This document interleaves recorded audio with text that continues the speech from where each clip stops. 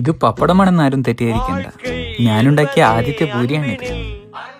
ഒറ്റടിക്ക് 5-6 പൂരി അകത്താക്കുമെങ്കിലും ഇത് ഉണ്ടാക്കാനുള്ള കഷ്ടപ്പാട് അറിഞ്ഞത് ഇന്നാണ്. ഇത്രയും കാലം എനിക്ക് പൂരി ഉണ്ടാക്കി തന്ന എല്ലാ സന്മനസ്സായവരെയും ഓർത്തു പോകുന്നു. ഇതിങ്ങനെ ഉരുട്ടണം, എന്നിട്ടിങ്ങനെ നന്നായിട്ടൊന്ന് പരത്തി തിളച്ച എണ്ണയിലേക്ക് ഇടണം.